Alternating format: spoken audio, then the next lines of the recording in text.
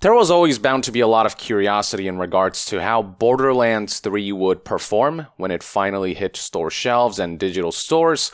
Turns out it did quite well. And this is despite the fact that the game did face a lot of unfortunate negative PR throughout its development cycle, in large part because of Randy Pitchford shenanigans, in large part because of Epic Store exclusivity, and then there's the whole Submotto debacle where the company 2K sent private investigators to his house in an attempt to intimidate him or something. Who knows? The full details behind that aren't fully out there, but either way, there was a lot of hype surrounding Borderlands 3, and now the game's out, and turns out that despite all the negative PR, it has not affected the game's success all that much because, according to this press release published by Take-Two, the game did really, really well. It's the best performing game in the series and by a significant margin. So let's take a look at Take-Two's PR release here, and then I'll discuss what my take is on the whole matter.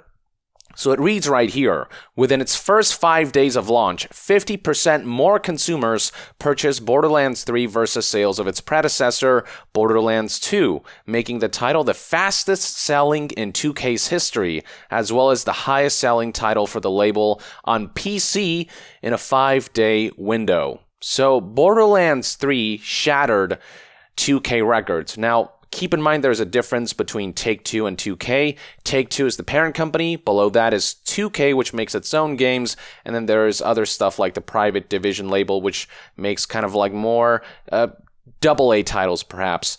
But under Take-Two, there is 2K.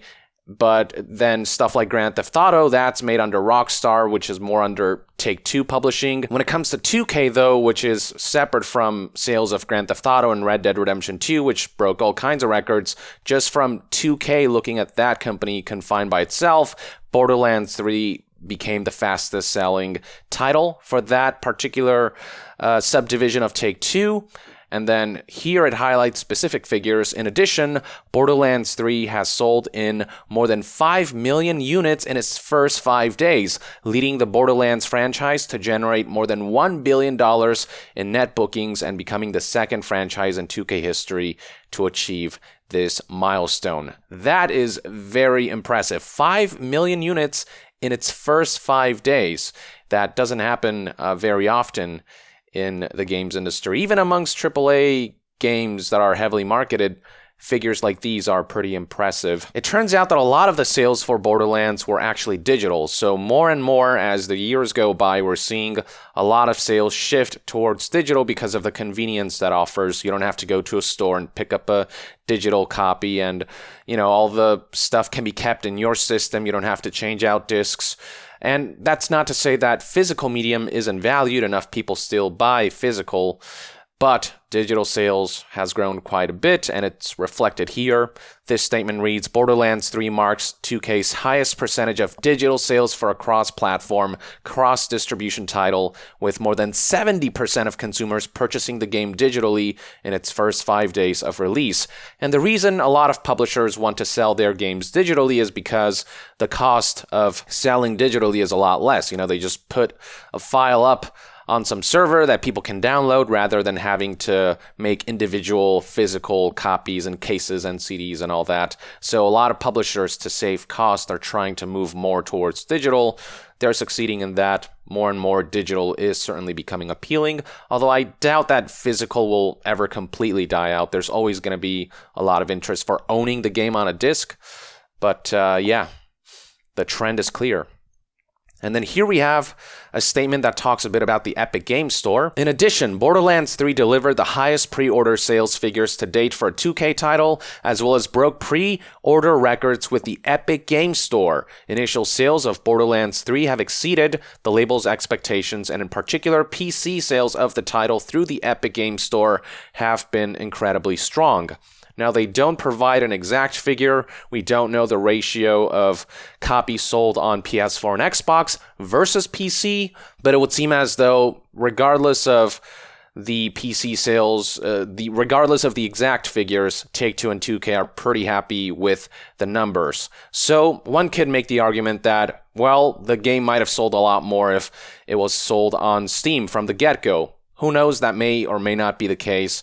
But the fact remains that the performance of this game on Epic was satisfactory enough that it ultimately doesn't affect the publisher's disposition towards Epic Store.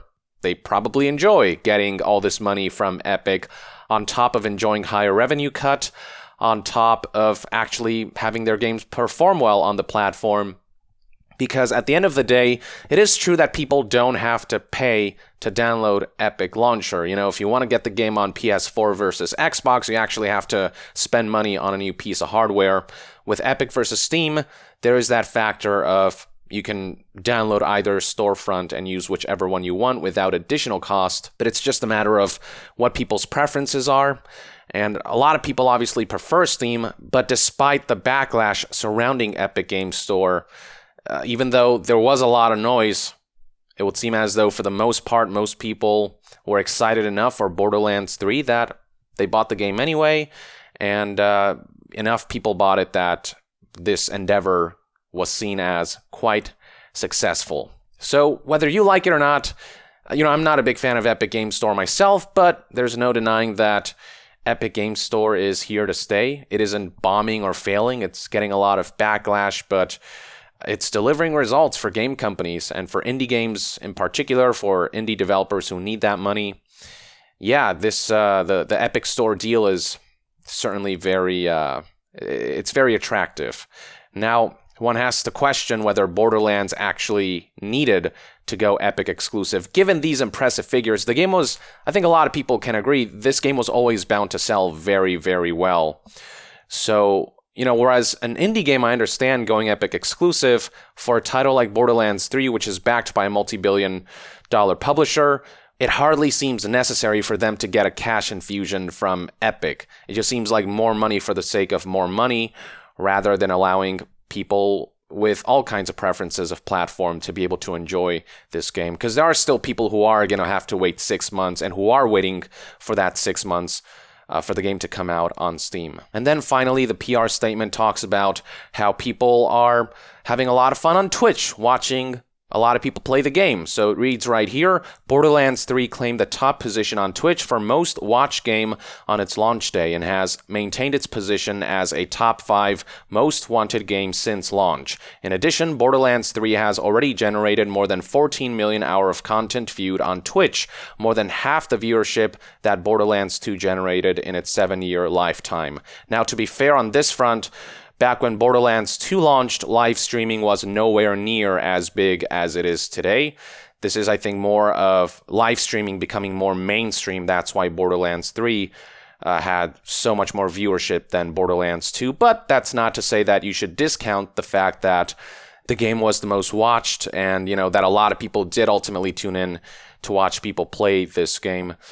So all around, the folks over at 2K, and I'm assuming the folks over at Gearbox as well, they're very happy with how things are going with this title, and regardless of what you might think of the Epic Games Store or Randy Pitchford or all the negative fluff that kind of marred this game's launch, what could have been just a smooth launch, regardless of what you may think about that stuff, a lot of developers did work hard on Borderlands 3, and so I think congratulations are in order for those people who put a lot of their heart and passion into this game and get to see this game succeed and be generally well received. I think a lot of people who enjoyed the Borderlands series, the previous titles, they're loving this game.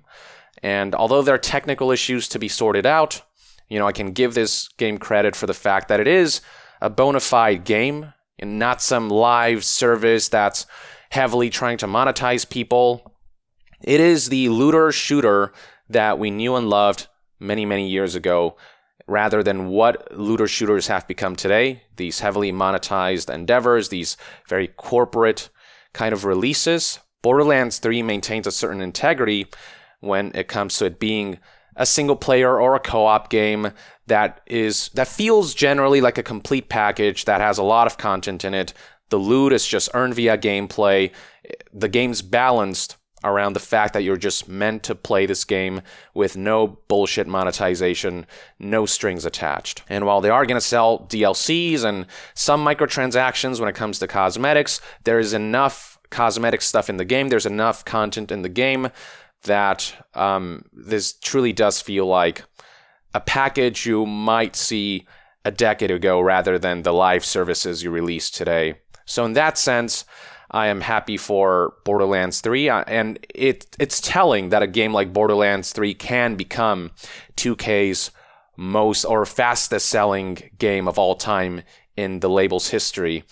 This isn't a live service, and the fact that this kind of game continues to sell this well goes to show that companies that say single-player games or non-live service games are dying, they're wrong. A lot of people are looking to this type of experience that's just a solid package on its own without strings attached, without caveats. But generally speaking, the game did well. It performed well, and people are enjoying this game despite technical issues that are getting in the way. So kudos to the folks at Gearbox who worked on this game, and kudos on the success, and kudos on not making this game insidious and cynical in the way it's sold to people. But yeah, there you have it, folks. This is where we're at when it comes to Borderlands 3's performance. The negative aspects of its PR journey didn't ultimately mar its general success. Let me know in the comments below what you think about the game's success. Let me know what you think about its sales figures. And to be further updated on all things gaming news, reviews, and discussions, stay tuned right here on Young Yeah. I'll see you guys next time. Young out.